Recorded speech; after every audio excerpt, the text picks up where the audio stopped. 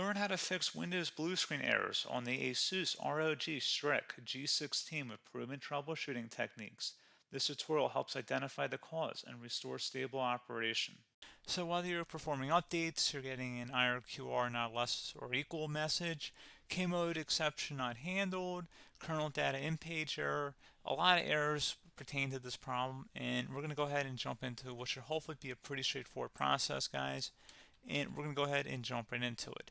So first thing I'd recommend doing would be to actually go ahead and boot to the troubleshooting utility on Windows 11. So if you do a hard power off 3 times in a row, Windows should automatically attempt to launch the starter prepare utility. And if it doesn't find anything, it will give you the option to select advanced settings, in which case it will take you to a screen that looks like this.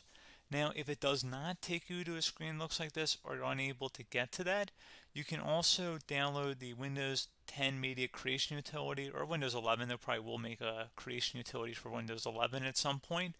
And it doesn't really matter. You can actually run the Windows 10 utility on Windows 11 as far as I'm aware. And you should be able to run the troubleshooting utilities built in within it. So you just would go ahead and download it to an ISO file and then burn it to a DVD or USB. It'd have to be about 4 gigabytes or more. It couldn't be a small USB flash drive, and it couldn't be a CD. It'd have to be a DVD. And then you boot your computer from it. So depending on the computer manufacturer, you'd have to tap a different key on your keyboard in order to launch that menu, in order to select what boot drive you want to go off of. So it could be anything between the escape key, F2, F8, F12, for example. And those are the function keys on the top of your keyboard. So you may have to just do a little bit of trial and error. Shouldn't take you more than a couple minutes. Googling it would probably be best before you even begin. But anyway, we're ready to go ahead and jump right into it. So we're on the choose an option page. So these will look very similar whether you're booting from it directly within Windows itself, or if you're plugged in a USB flash drive with the media creation utility installed and you selected the recovery option. So when you are setting up your Windows 11 installation or Windows 10, depending on the drive you're using, there should be an option to repair your computer in the bottom left corner of the dialog window, one of the first screens that comes up. You go ahead and select that, and then it would take you to a troubleshooting screen like you see here. And you want to go ahead and select troubleshoot, reset your PC, or see advanced options. And then there are going to be a whole bunch of options in here that we're going to explore in today's video. The first one, we're going to actually go underneath advanced options and then select startup prepare, fix problems that keep Windows from loading. So go ahead and select that first.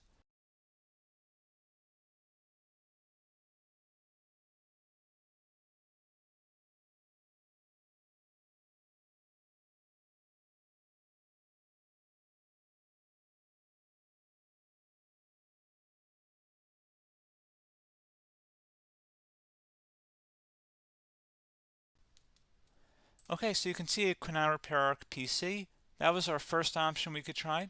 Something else, if we go back into advanced options here and then select troubleshoot, we're going to go underneath advanced options again.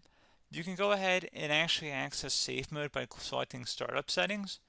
And then if you select the restart button, you have the option on the screen select safe mode with networking, which will give you a key on the screen. It'll tell you which key to press to enter that. I believe it's the F7 key. It'll do that for you.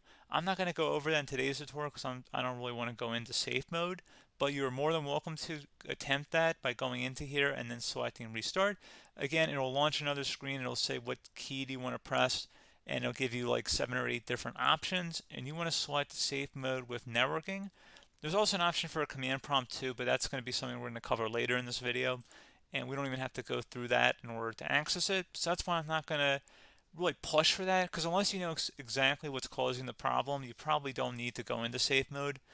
Unless you're trying to recover files, in which case then you definitely can go into safe mode, but we're trying to actually recover our computer here. So I hope that makes sense.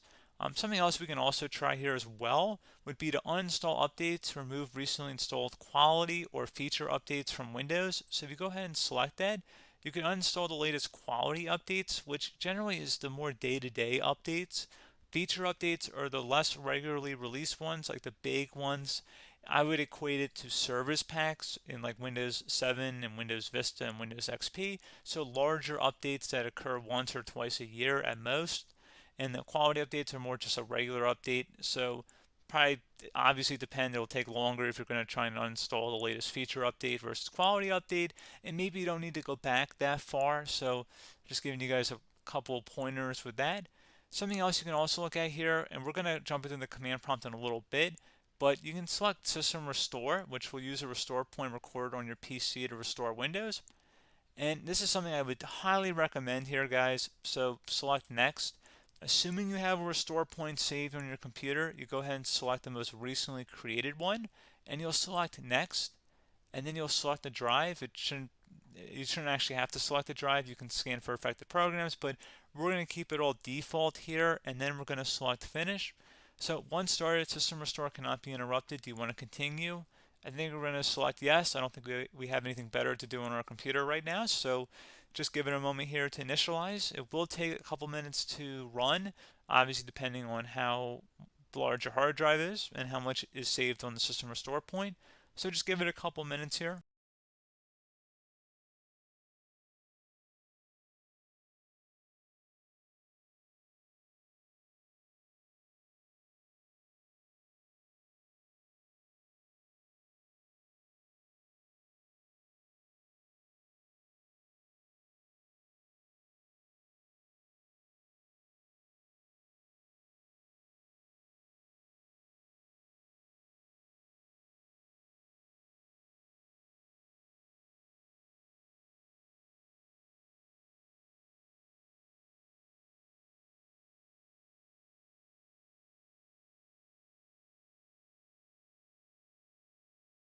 Okay, so you can see System Restore completed successfully.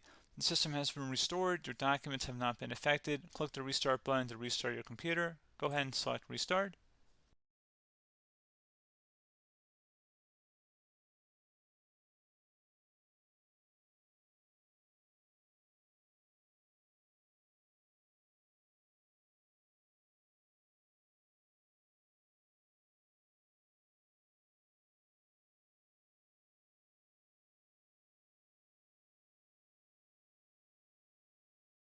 Okay, so you can see the system has been restored successfully. We're going to go over a couple different methods in addition to that if that did not work. So I'm just going to pause the video and we're going to start back on the recovery screen that we started with. Okay, so a couple other things we can try here too. If you go back into Troubleshoot, you can select Reset Your PC, let you choose to keep or remove your personal files and then reinstalls Windows. You can select to keep my files, which will remove apps and settings but keeps your personal files. You can also select Remove Everything, which will remove all of your personal files, apps, and settings. So this is more of a factory reset, the second option here. First option, it should not delete all of your personal files. However, it will pretty much clear most of your programs. And keep in mind, there's no guarantee that your information, number one, is even still available and easily recoverable on your computer to the point that you actually would be able to recover anything. And the second point is that there's always a chance that it won't actually recover and it will just do a factory reset anyway. So there's no guarantee that actually would keep your files anyway. So I would recommend trying to get a recovery tool and backing that up first before selecting it anyway. But again, those are a couple of different options. And then something else you can try here if you go back to the choose an option. Another option, if you go underneath choose an option and select troubleshoot, advanced options, and now select where it says command prompt. Okay, so the first thing we should do is type our main hard drive here. In most cases, it should be the C drive. So you just do a C colon and then hit enter on your keyboard. So once you're underneath the C drive, we're going to type in dir and then hit enter on your keyboard. It should have program files, users, and Windows all in there. That's how you know you're in the right directory.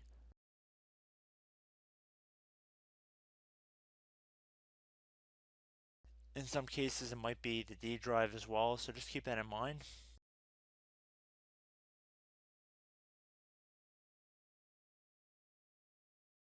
Next thing we're going to do is type in cd space / Windows / system 32 / config, and then you're going to hit enter on your keyboard.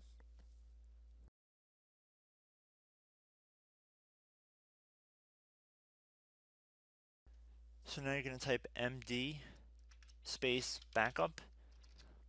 If you've seen other tutorials, it might also say to put down MD backup. That's because the backup name is pretty common when you want to back something up. So you can name this whatever you want, doesn't have to be backup. So if you've already made a backup folder in the past, you could do backup 1, for example. So once you're done setting the name you want the backup to be called, hit enter on your keyboard again.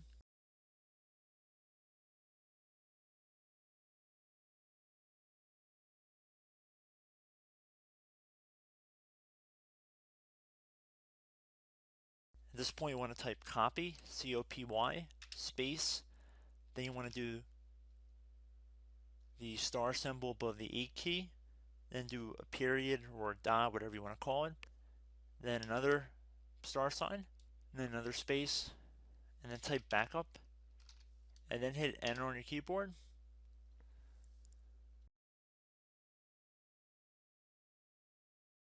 Now you want to type CD reg back, REG BACK, and then hit enter on your keyboard. So now that we are under the reg back, so now you want to type DIR again, and then hit enter.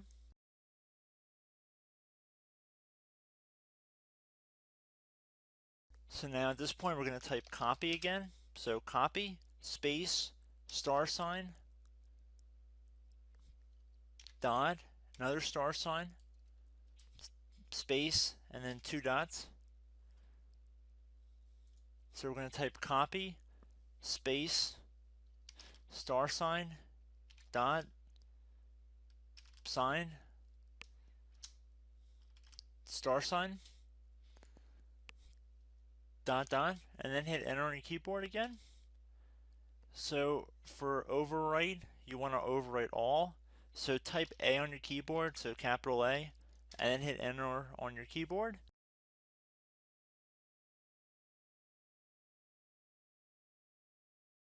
So at this point, you should be good to go. You can close out of the command prompt window. And if you accidentally continue to Windows 10, you should be all set. So I hope one of these 3 or 4 different methods we went through in this tutorial helped you guys out. Again, I'm not sure if you guys heard me earlier, but try to go back into your safe mode if possible and uninstall any programs you know might be conflicting with the Windows startup if you can get into safe mode. So just keep that in mind. Something very simple like that could be blocking up everything. So again, I hope this tutorial helped you guys out, and I will catch you in the next tutorial. Goodbye.